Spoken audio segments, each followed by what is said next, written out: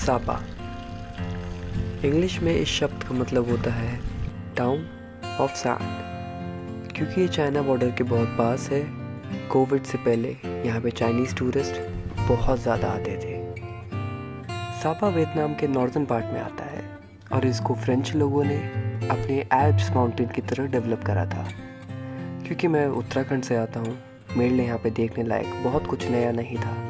वही पहाड़, पेड़, पौधे, वादियाँ। लेकिन कुछ दिन हनोई में गुजारने के बाद सापा मेरे लिए सुकून था। सापा जाने के लिए मैंने दिन का सफ़र चुना क्योंकि मैं लैंडस्केप को अपनी आंखों के सामने बदलता हुआ देखना चाहता था। कुछ 5 घंटे के सफ़र में मेरी बस एक बार खाने के लिए रुकी थी, जहाँ पे मुझे खाने के लिए बहुत कुछ तो समझ में नहीं आया और मैंने एक पापड़ खरीदा।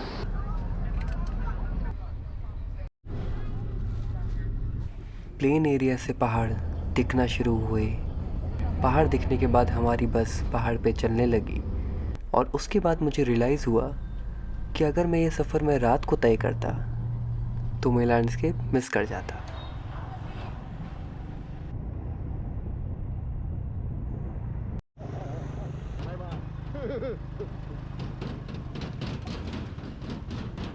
जब तक मैं अपने लकड़ी के बने हॉस्टल में पहुंचा, तब तक रात हो चुकी थी और देखने लायक कुछ बचा नहीं था।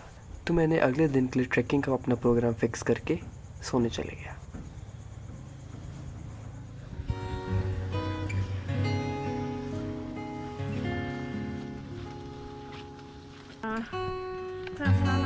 ओके। सापा के लोकल कल्चर को जानने के लिए मेरे लिए ये ट्रैक बहुत फ़ायदेमंद साबित हुआ। जैसे जैसे मैं चढ़ाई ऊपर चढ़ते जा रहा था, नज़ारे और भी सुंदर होते जा रहे थे।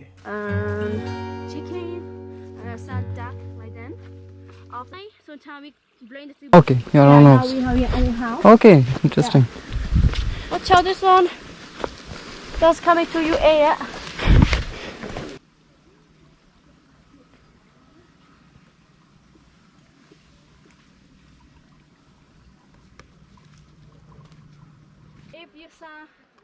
If you do the track, if you find someone, then you have more big groups, like 2 or 3 people, then.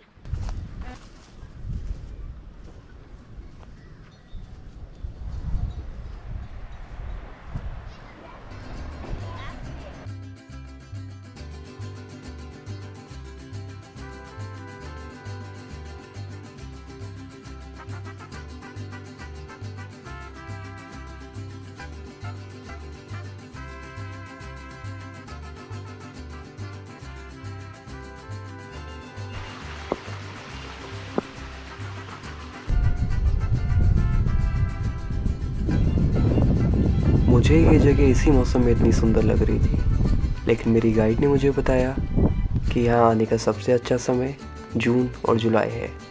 जब यहाँ पे बारिश हो रही होती है तो यहाँ पे सारे पहाड़ हरे रहते हैं।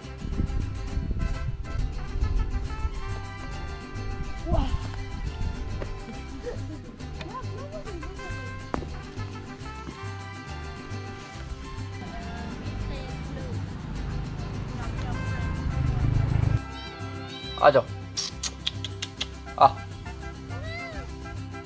सापा में कुत्तों का मीट नहीं खाया जाता, शायद इसलिए यहाँ पे कुत्ते बेखौफ घूम रहे थे।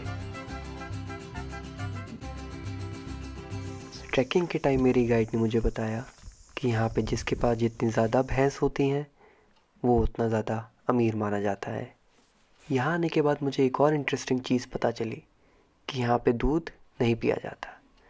जब मैंने बहुत सारे लोगों से पूछताछ करी तो पता चला जब वियतनाम को फ्रेंच लोग रूल कर रहे थे तो उन्होंने दूध को एक रॉयल्टी बना दिया था, जो कि सिर्फ अमीर लोग ही पी सकते थे।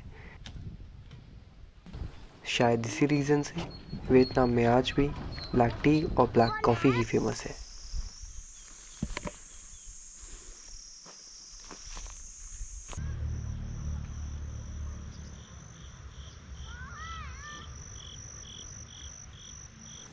रात जब मैं अपने हॉस्टल पहुंचा तो लाइट जा चुकी थी और क्रिकेट्स की आवाज़ मेरे लिए एक लोरी का काम कर रही थी।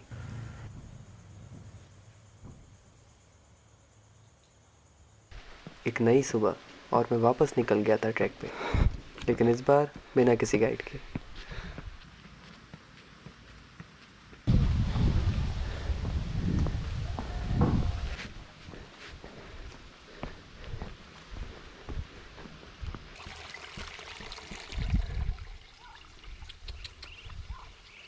हेलो, हाथ गंदे हो गए। What's your name? नाम?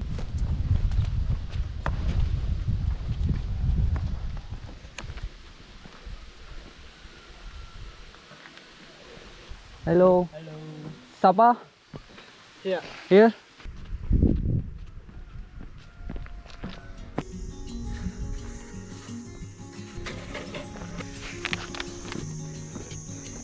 कुछ घंटों की ट्रैक के बाद मैं अपनी डेस्टिनेशन पे पहुंच चुका था।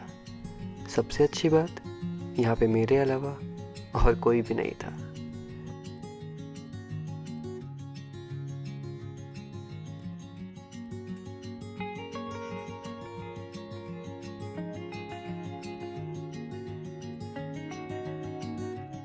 यहाँ मैंने कुछ कविता लिखी, थोड़ा आराम करा, थोड़ी फ़ोटोज़ खींची और फिर मैं वापस निकल गया।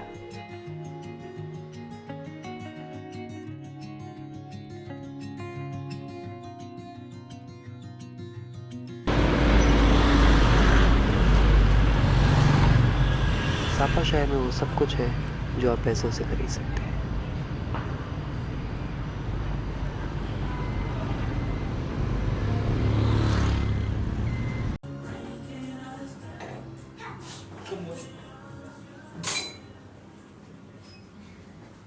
डिनर के लिए मैं एक कैफ़े में गया जिन्होंने अपना नॉर्थ वियतनामी कल्चर को बहुत अच्छे से संजो के रखा था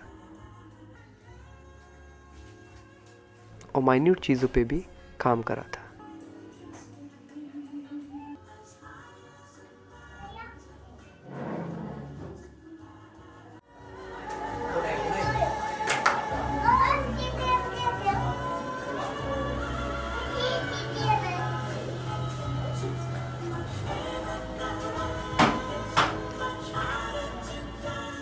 वहाँ पे मैंने बहुत ही टेस्टी पिज़्ज़ा खाया और इसके ही साथ सापा में मेरा एक सक्सेसफुल दिन ख़त्म हो गया था। Bye bye.